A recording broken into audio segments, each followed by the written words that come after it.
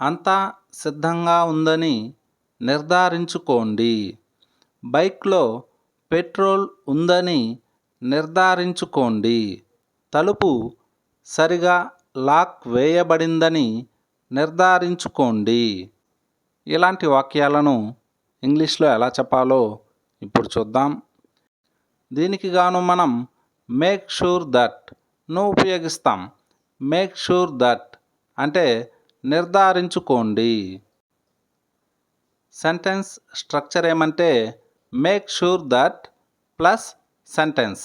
అంటే ముందుగా make sure that వస్తుంది, దాని తర్వాత సెంటెన్స్ అనేది వస్తుంది. అంతా సిద్ధంగా ఉందని నిర్ధారించుకోండి. అంతా సిద్ధంగా ఉందని నిర్ధారించుకోండి. Make sure that everything is ready.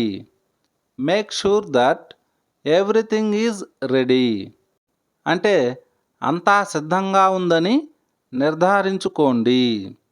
అంటే అంతా సిద్ధంగా ఉందో లేదో ఒకసారి చెక్ చేసుకొని కన్ఫర్మ్ చేసుకోండి. Make sure that everything is ready. అతడు ఇంటికి చేరాడని నిర్ధారించుకోండి. Make sure that he has reached home. Make sure that he has reached home అంటే అతడు ఇంటికి చేరాడో లేదో అని ఒకసారి కన్ఫర్మ్ చేసుకోండి. Make sure that he has reached home. తలుపు సరిగా లాక్ వేయబడిందని నిర్ధారించుకోండి. Make sure that the door is locked properly.